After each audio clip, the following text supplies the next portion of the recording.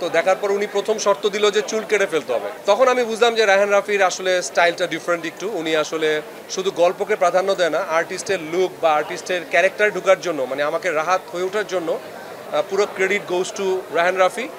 মানে আমি আসলে এইরকমভাবে কখনো অভিনয়ই করিনি আসলে, মানে এইভাবে নিজেকে লুক চেঞ্জ করে কখনোই করা হয়নি বা ডিরেক্টর ওইভাবে ভাবেনি।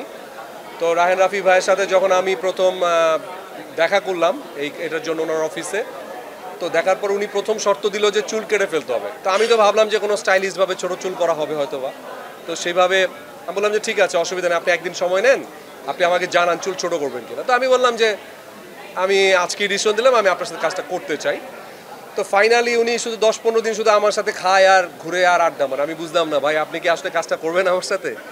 তো ফাইনালি যেদিন লুক টেস্টের যে ব্যাপারগুলো হলো, চুল তো যেভাবে কাটলাম, আমি কাটার পর বললো না ভাই আপনাকে আরও বেশি ভালো লাগছে।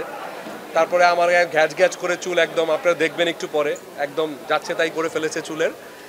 তখন আমি বুঝলাম যে রায়হান রাফির আসলে স্টাইলটা ডিফারেন্ট একটু। উনি আসলে শুধু গল্পকে প্রাধান্য দেয় না, আর্টিস্টের লুক বা আর্টিস্টের ক্যারেক্টার ঢোকার জন্য, মানে আমাকে রাহাত হয়ে ওঠার জন্য পুরো credit goes to Raihan Rafi.